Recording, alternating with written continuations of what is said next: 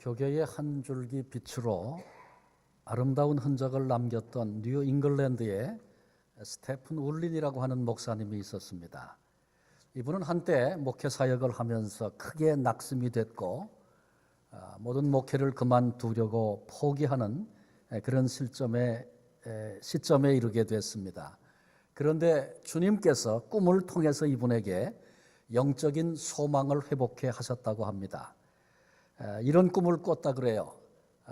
꿈에 단단한 바위를 쪼개는 그 일이 자기에게 주어진 사명이어서 그 바위를 쪼개려고 곡괭이를 들고 연장을 들고 온 힘을 다해서 치고 또 치고 지쳐도 또 치고 그렇게 애를 썼는데 조그마한 흔적조차 남지 않았다는 것입니다. 그렇게 애를 쓰다가 소용없구나. 이제는 더 이상 이 일을 하지 않겠다. 그런 마음이 들어서 그렇게 절규하듯 소리를 쳤다는 것입니다. 그런데 그때 갑자기 지나가던 한 나그네, 굉장히 위험 있어 보이는 그 사람이 곁에 서서 말했답니다. 너는 이 일을 하나님께로부터 받지 않았느냐? 이 질문 앞에 정신이 번쩍 들어서 네, 하나님께로부터 받았지요. 그런데 그 일을 왜 그만두려고 하느냐? 아무리 애써도 열매가 없으니 모든 것이 헛되게 보여서 그만두려고 합니다. 그때 이 나그네가 이런 말을 했다 그래요. 바위가 깨지든 안 깨지든 너의 임무는 그것을 쪼개기 위해서 망치를 내리치고 내게 주어진 그 일을 하는 것이다. 오직 그 일만이 내 손에 있고 그 결과까지 내 손에 있는 것은 결코 아니라는 사실을 너는 잊지 말고 기억해야 한다. 자, 계속해라. 이 도전 앞에 이분이 꿈속에서 다시 일어나 힘든 수고를 시작했다는 것입니다. 그래서 그 바위를 계속해서 내리치던 중에 어느 순간 갑자기 그 바위가 산산조각으로 부서지는 것을 경험하면서 꿈을 깼다는 것입니다. 그리고 떠나기로 했던 목회지 다시 결심하고 되돌려서 얼마 후에 여전히 내가 주님이 주신 사명을 여전히 감당하리라 그렇게 결심하고 그 일을 하나하나 진행해 나가던 중에 하나님이 주시는 크고 놀라운 부흥을, 은혜를 거기서 경험하게 되었다는 것입니다. 우리도 마찬가지입니다. 어쩌면 하나님이 내게 사명을 주셔서 그것이 바위를 쪼개는 일로 비유한다면 각각 우리들은 바위를 쪼개기 위해서 애쓰며 많은 수고들을 했습니다. 혹시 지쳐서 이제는 이 일을 그만둬야 되겠다 그렇게 느끼고 계시는 분은 안 계십니까? 우리도 다시 일어나 쪼개는 그 일, 하나님이 내게 주신 그 일을 계속해서 살아가는 삶을 살아야 합니다. 본문의 말씀은 사도 바울이 3차 전도 여행의 마지막 기간을 보내고 있는 때의 이야기입니다. 말할 수 없는 환난, 핍박이 있었습니다. 시련을 통과했습니다. 그러면서도 놀라운 하나님의 은혜로 많은 열매들을 맺게 됩니다. 이제 마지막으로 예루살렘으로 올라가는 예루살렘 귀환을 준비하면서 이 길을 가면 다시 돌아올 수 없는 그 마지막 길을 예견하면서 바울이 얼마나 비장한 마음을 가졌겠습니까? 지난주에는 그 바울이 드로아에서 겪었던 일들을 말씀을 나눴고 오늘은 소아시아 마지막 거점으로 불려지는 밀레도에서 있었던 일을 함께 나누려고 합니다. 밀레도에 도착해서 바울이 사람을 에베소로 보냈습니다. 에베소 3년간 머물면서 사역하고 주님의 몸된 교회가 세워지고 제자들이 일어났던 곳이죠. 그곳에 에베소에 세워놓았던 장로들을 청했습니다. 그들이 밀레도에 왔을 때 바울은 온 마음을 담아서 고별 설교, 마지막 설교를 했습니다. 그 설교 가운데 한 부분을 우리가 본문으로 오늘 같이 읽었습니다. 바울은 본문을 통해서 주 예수께 받은 사명이 내게 있노라고 고백하고 있습니다. 어찌 바울만 그렇겠습니까? 우리 모두도 다 사명을 받은 사람들입니다. 그 사명이 크든지 그 사명이 적든지 모든 사명은 다 주 예수께 받은 것임을 우리는 잊지 말아야 합니다. 주님께 사명을 받은 자로서 존재하는 것, 이것이 그리스도인의 삶의 방식인데 바울은 그 사명을 어떻게 감당하며 살았는가? 바울을 통해서 이 시간 세 가지를 함께 나누려고 합니다. 많은 이야기가 있지만 그 중에 세 가지를 정리하려고 합니다. 첫째로 주 예수께 받은 사명 때문에 바울은 눈물로 그 길을 걸었습니다. 본문 19절에 보니까 모든 겸손과 눈물이며, 눈물에는 거짓이 없습니다. 감사할 때 그 감격에 겨워 흘리는 눈물, 억울할 때 원통해서 분해서 흘리는 눈물, 분노에 가득 차 복수를 다짐하면서 흘리는 눈물, 아파서 흘리는 고통 속에 흘리는 눈물, 사랑하기 때문에 흘리는 눈물, 그 눈물 속에는 그 의미와 모든 진심이 거기 담겨 있기 마련입니다. 그런데 바울은 에베소에서 3년 동안을 눈물로 하나님의 말씀을 가르쳤습니다. 성도들에게 믿음을 심어주고 그 영혼을 돌보는 일을 했습니다. 이제 바울은 말합니다. 내가 흘린 그 눈물이 헛되지 않게 하라. 지금 부탁하고 당부하고 있는 것입니다. 덕이 있고 지혜로운 한 훌륭한 선생님이 있었다 그래요.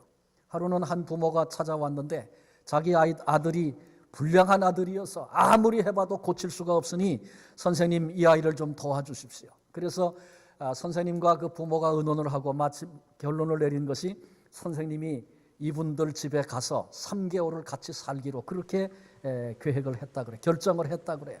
그리고 이제 그 집에 가서 선생님이 3개월을 삽니다. 처음에는 이 아들이 훌륭한 선생님이 왔다 그러니까 긴장해서 며칠은 얌전히 지났습니다. 그런데 일주일쯤 지나고 나니까 이제 자신의 속에 있던 것들이 그대로 나오기 시작해서 여전히 불량하고 못된 짓을 서슴지 않습니다.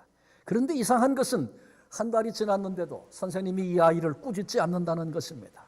교훈적인 얘기, 교육적인 말도 해주지 않습니다. 단지 때때로 가끔 안타까운 눈으로 그 아이를 지그시 바라볼 뿐이었습니다.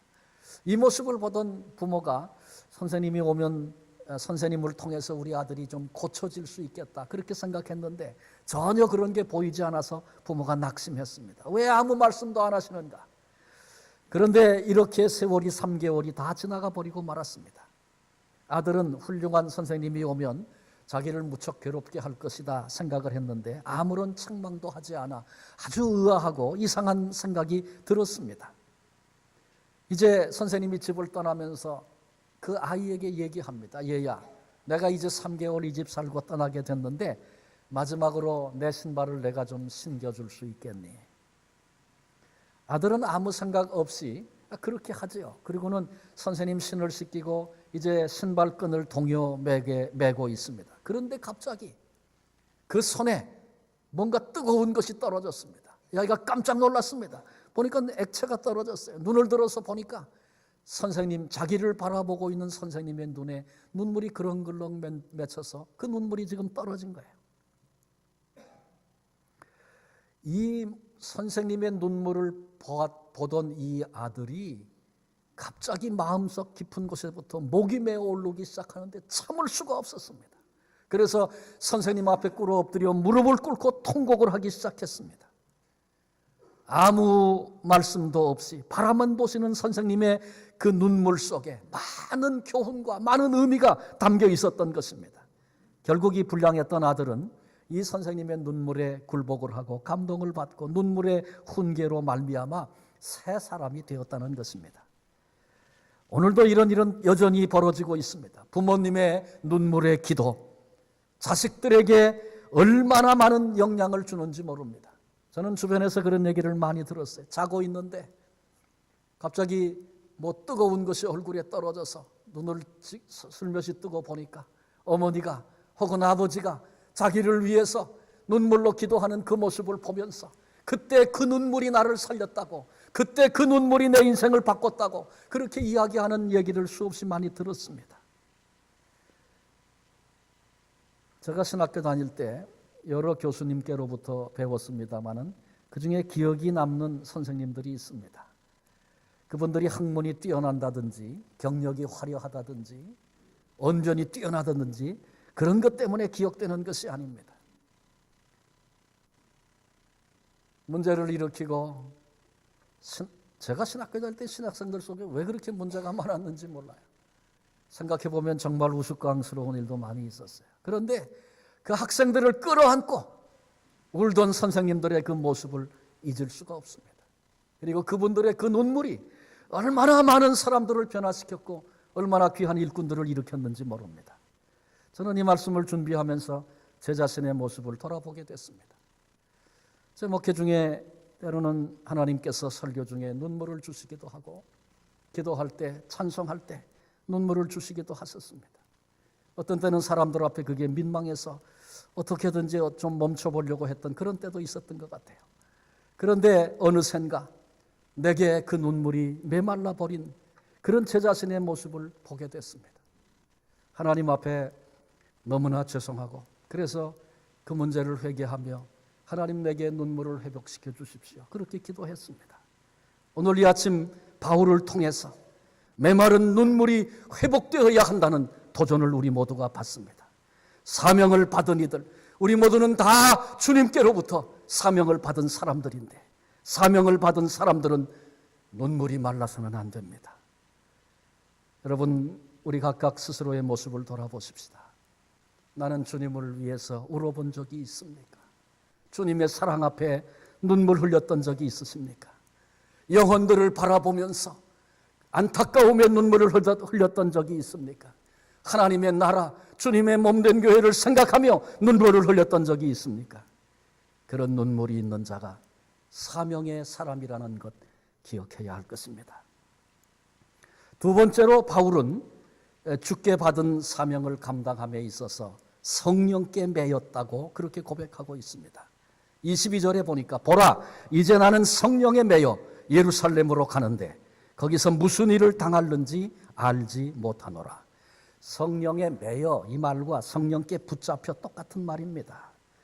바울에게 있는 확신이 하나 있는데 그건 뭐냐 하면 지금 나로 이 길을 가게 하시는 분 성령님이시라는 것입니다. 그것 때문에 그는 어떤 문제 앞에도 흔들리지 않을 수 있었습니다.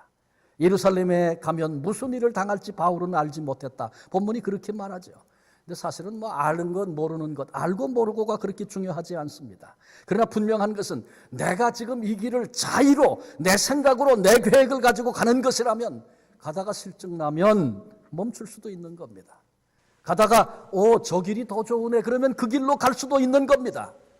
그러나 그렇지 않고 성령께 매여 가는 길이라면 그 길 외에는 다른 길이 없습니다. 이게 바울의 고백인 것입니다. 당할 일 몰랐다. 표현은 그렇게 했지만 사실은 모르는 것 아니죠.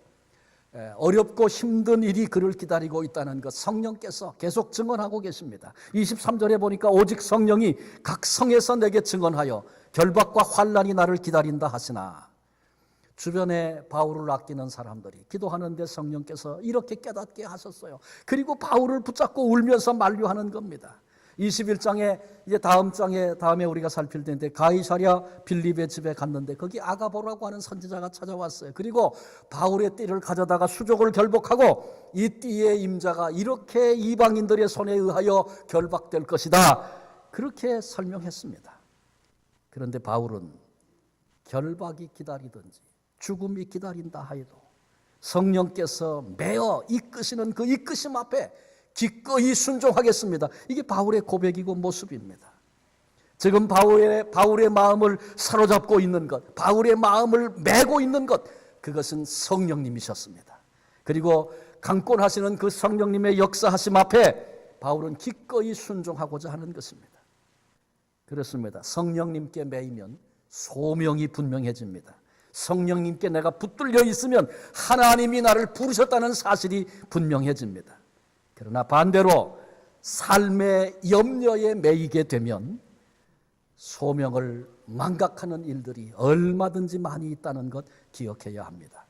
성령에 매이면 환경과 상황이 좋고 나쁨에 따라 달라지는 것이 아니고 포기하는 것이 아니고 어떤 핍박이 와도 어떤 고난과 어떤 오해가 있어도 상관하지 아니하고 성령에 매인 자의 모습을 가지고 오늘을 살게 되는 것입니다.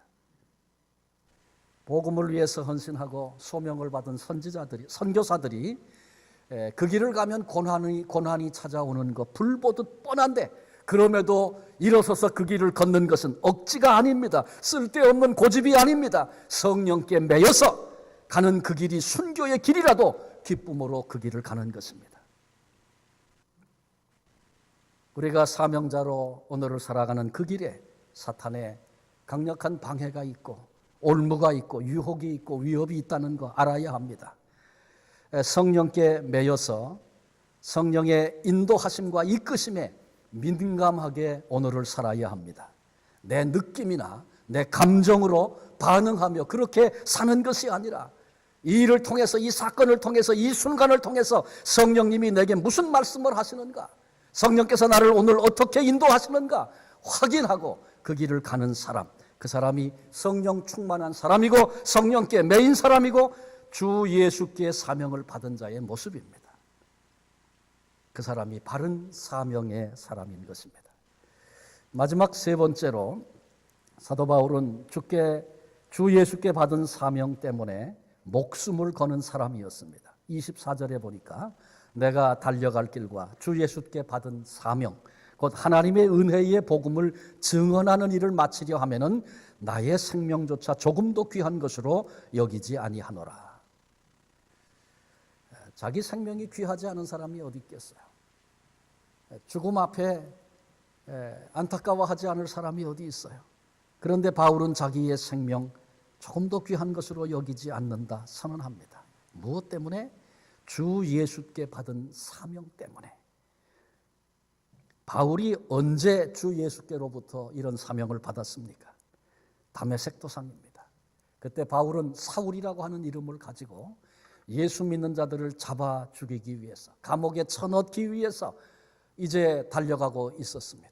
그 다메섹 도상에서 그 사울의 마음 속에는 예수의 이름을 전하는 것, 예수가 죽었다가 다시 살았다고 말하는 것, 이것은 다 하나님의 영광을 가리우는 것이라고, 하나님을 모독하는 것이라고, 그래서 그런 것들은 아예 다 없애버려야 한다고 그렇게 여기며 전력 질주하여 그 길을 달려가던 사람이었습니다.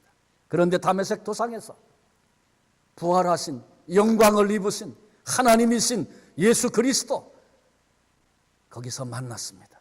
주님을 만나고 나서 찾아와 주신, 만나 주신 부활의 주님 앞에서 그는 비로소 자신이 하나님의 영광을 가렸고 주님의 몸인 교회를 핍박했고 더 나아가 주님을 박해하고 핍박하는 그런 존재였다는 사실을 비로소 보게 되었습니다. 그런데 그럼에도 그런 바울을 주님이 받아주시고 사명을 주신 것입니다. 바울이 이와 같은 하나님의 은혜의 복음을 체험하고 나서 그런 나를 위하여 십자가에 죽으신 예수님의 그 사랑을 가슴으로 알게 됐습니다. 그리고 나아가 그 크신 사랑을 증언하는 일에 이제는 내 생명을 조금도 귀하게 여기지 않는다고, 죽음으로 이 사명을 감당하겠다고 그렇게 지금 선언하고 있는 것입니다. 우리도 마찬가지입니다. 은혜의 복음을 체험하지 못하면 바른 사명의 길을 갈 수 없습니다. 먼저 은혜의 복음을 받아야 나눠줄 수 있습니다. 언제든지 그렇습니다. 내 안에 없는 것 결코 내어줄 수 없는 것입니다. 사명의 길을 가기 전에 내가 받은 은혜의 복음 기억하고 회고하고 그리고 그것을 늘 생각하며 감사할 수 있어야 합니다. 주님이 우리를 찾아오신다면 내가 기쁨으로 주님을 만날 수 있는 그런 자격이 내게 있는가? 각자 좀 검토를 해봤으면 좋겠습니다.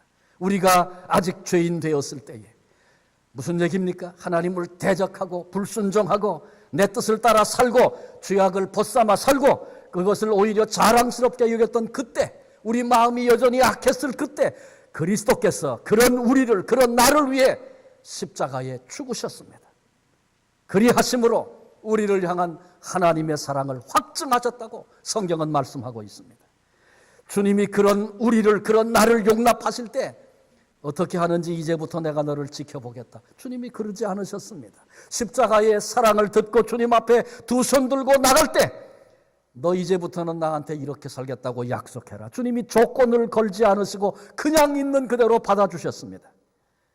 하나님의 자녀로 삼아주시고 너는 내 것이라고 선언하시고 우리를 신뢰하고 믿어주셨습니다. 이것은 전적인 하나님의 은혜입니다.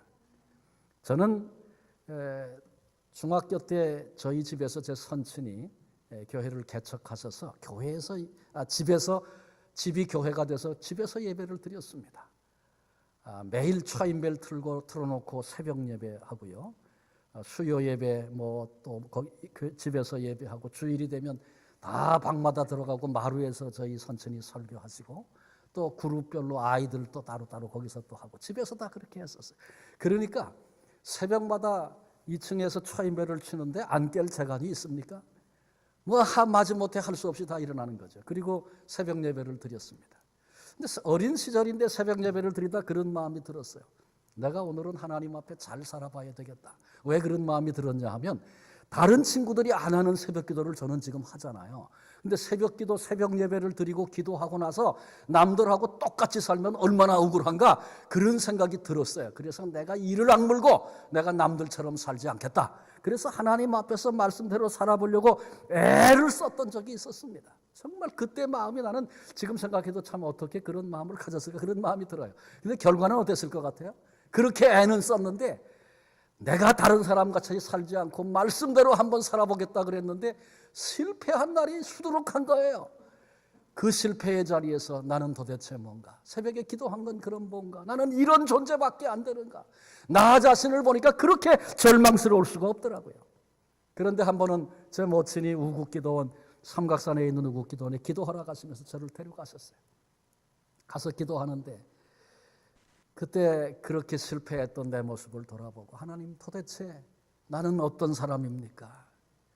그것 때문에 안타까워하며 그렇게 기도했는데 갑자기 하나님의 그 십자가의 그 놀라운 사랑이 위로부터 내 가슴에 임하는 그런 하나님의 사랑을 제가 맛보고 깨닫게 되어졌어요. 그런 은혜가 임했어요. 있는 그대로 네가 뭘 해서가 아니라 너는 이미 내 아들이라고 그렇게 선언하시는 하나님의 그 사랑의 음성 앞에 제가 거꾸로졌습니다. 그 은혜를 경험하고 나서 내가 이 은혜를 받은 것은 자격이 있어서 받으신 게 아니구나. 오직 예수 그리스도의 십자가, 저 위에서 준 십자가 위에서 우리 주님이 쏟아 부어주신 그 은혜와 그 사랑을 힘입어서 그 사랑이 온전히 나를 덮어주신 것이구나. 그게 깨달아졌어요. 여러분, 바울만 은혜의 복음을 받은 것 아닙니다. 우리도 은혜의 복음을 받았습니다. 되돌아보면 성령께서 눈을 열어주시고 깨닫게 하시고 그것을 보기만 한다면 은혜의 복음이 내게 임했다는 사실을 알게 될 것입니다. 그랬기에 우리도 이 은혜의 복음을 증거하는 증인의 자리에 서야 합니다. 바울은 그 일을 위하여 생명까지도 아끼지 않겠다 그렇게 선언했는데 우리도 그런 가슴, 그런 마음이 있어야 합니다. 제가 그 선교사의 이름도 그 부족의 이름도 지금 기억을 잘 못하는데요. 한 선교사가 전혀 복음을 듣지 못한 한 부족에게, 오지의 부족에게 들어가서 복음을 전했다 그래요. 몇 년 수고했는데 한 사람이 회개하고 세례를 받았습니다. 그런데 그가 세례받은 지 얼마 안 돼서 같은 자기 부족 사람들에게 죽임을 당했습니다. 얼마나 그 절망과 좌절이 컸겠습니까? 그러나 주님의 십자가 바라보고 또 일어났습니다. 그래서 또 복음을 열심히 전했습니다. 그런데 1년쯤 지나서 또 한 사람이 세례를 받게 됩니다. 조마조마했습니다. 그런데 아니나 다를까 그 한 사람도 맞아 죽임을 당했습니다. 어쩔 줄 몰라 하면서, 그러나 하나님께서 보시고 하나님 아시지 않습니까? 또 기도하면서 복음을 전했는데 이번에는 두 사람이 세례를 받습니다. 그리고 세례받은 그 다음 날 두 사람 맞아 죽임을 당했습니다. 순교를 당했습니다. 이 선교사가 그날 털썩 주저앉고 집에 돌아와서 털썩 주저앉고 하나님 앞에 절규하기 시작했습니다. 하나님, 나 이제 더 이상 못합니다. 그가 울부짖고 절규하는데 얼마 후에 하나님께서 이렇게 말씀하셨다 그래요. 내가 이 사람들을 그렇게 기다렸는데 이제 겨우 네 사람이 천국에 왔구나. 이제 겨우 네 사람이 천국에 왔단다. 하나님의 이 음성 앞에서 이 선교사가 벌떡 일어났습니다. 하나님 알겠습니다.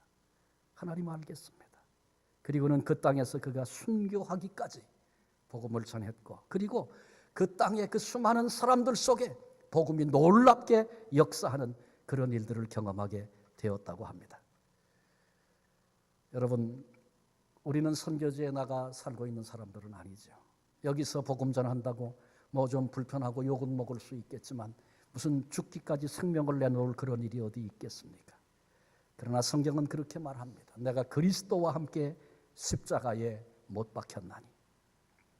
우리는 십자가에 죽은 사람들이랍니다. 그런데 아직도 내가 살아있어서, 내 자아가 살아있어서 그때 그렇게 말하지 않았어야 하는데, 그때 그렇게 결정하지 않았어야 하는데, 그렇게 내 자아가 살아서 그렇게 행동하지 않았어야 하는데, 내가 여전히 살아서 지나고 나면 후회할 수밖에 없는 그런 일들이 우리에게 얼마나 많이 있습니까? 복음이 증거될 수 있다면, 사명을 감당할 수만 있다면 주님 내가 기꺼이 죽겠나이다. 그때 거기서도 죽을 수 있는, 그래서 선교지에서 복음 때문에 순교하는 그런 순교보다 어떠면 우리의 삶의 자리에서 날마다 내가 죽는 순교적인 삶이 훨씬 더 힘들고 어려운지 모르겠어요. 그러나 하나님께서 보고 계십니다. 하나님의 일, 사명을 우리에게 주셨는데 오늘을 살면서 내가 죽는 순교적인 삶, 바울이 죽는 것도 생명도 아깝지 않겠다, 그렇게 선언했던 것처럼 주님, 내가 오늘도 여기서 이때에도 내가 죽겠나이다. 우리 그렇게 고백하며 갈 수 있는 그런 남은 생의 삶, 사명의 길 될 수 있기를 바랍니다. 오늘은 우리 교회가 공동의회를 하는 날입니다. 재직을 선출하려고 합니다. 하나님 나라의 일꾼을 세운다는 것은 참으로 복된 일입니다. 그런데 여러분, 이 땅에서 하나님 나라를 위해서 일꾼을 세우는 일이 항상 복되고 항상 행복하기만 합니까? 일꾼 세우다가 갈라지고 시비가 붙고 문제가 되는 일들이 여기저기 많이 있지 않습니까? 그러니까 바꿔 얘기하면 하나님의 일꾼을 세우는 일이 복된 것은 저절로 그렇게 되는 것은 아니다. 분명히 알아야 합니다. 주 예수께 받은 사명 앞에 온 교회가 서는 시간이 될 때 이 일이 복된 일이 될 것입니다. 바울은 주 예수께 받은 사명 때문에 눈물로 그 길을 갔습니다. 성령께 매여서 이끄시는 대로 그 길을 갔습니다. 후회하지 않고 흔들리지 않고 그 길을 갔습니다. 심지어 생명도 아까울 것이 없다, 죽음도 각오하고 그 길을 갔습니다. 오늘 일꾼을 세우는 일을 우리가 할 텐데 일꾼으로 세움을 받는 분들이 있을 것입니다. 야, 내가 드디어 일꾼이 됐다, 그렇게 생각하는 것이 아니라 내가 사명을 받은 자, 주 예수께로부터 사명을 받은 자, 그런 존재인가, 나를 점검하고 하나님 앞에 두려움으로 거룩한 부담감을 가져야 할 것입니다. 일꾼 후보가 됐는데 안 될 수도 있습니다. 투표했는데. 그럴 때가 참 중요할 때입니다. 그때 주 예수께 사명을 받은 그런 존재로 일어나라고 하는 또 다른 도전과 시간 앞에 내가 서 있다는 사실을 알아야 합니다. 함께 하나님의 뜻을 이루기 위해서 투표하고 이 일을 지켜보고 함께하는 모든 성도들, 우리도 마찬가지입니다. 함께 손에 손을 잡고 서로 격려하면서 사명받은 사람으로 우리 모두가 함께 세워져가는 그런 시간이 되어져야 합니다. 우리의 남은 생에 우리 모두도 주 예수님께 받은 사명 때문에 남은 생에 주님을 위하여 눈물 흘릴 수 있고, 성령이 우리를 붙들어 이끄시는 대로 그 길을 갈 수도 있고, 심지어 죽음도 각오하며 이 길을 갈 수 있는, 그래서 그날 결코 후회함이 없이 감사와 감격으로 주님의 그 영광 앞에 더불어 설 수 있는 우리 모두가 되시기를 주님의 이름으로 축원합니다. 기도하시겠습니다. 주님, 감사합니다. 밀레도에서 마지막 설교를 했던 바울의 말씀을 통해서 주께 사명을 받은 자들은 어떠해야 하는지 말씀을 같이 나눴습니다. 주님, 우리에게 이 말씀이 어떤 의미로 다가오는지 성령께서 조명해 주시고 우리의 눈, 우리의 가슴 열어 주셔서 주 예수께 받은 사명을 가진 자로 남은 생에 이 길을 걸어가게 하시되, 우리도 바울처럼 눈물로 성령님께 붙잡혀서 생명도 아까울 것이 없는 그런 길, 후회함이 없는 정말 감사와 감격으로 우리에게 주신 사명 받잡아 이 길을 걷는 우리 교우들 한 사람 한 사람 다 되게 해 주옵소서. 어떤 자리에 부르심을 입었던지 우리는 다 주 예수께 사명받은 자임을 확신하게 하시고, 그래서 주님만 바라볼 수 있는 귀한 은혜가 우리 모두에게 있게 하여 주옵소서.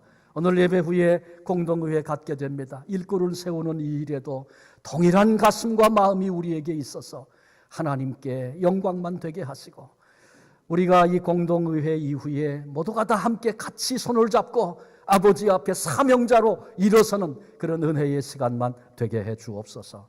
살아계신 예수 그리스도의 이름으로 감사하며 기도하옵나이다.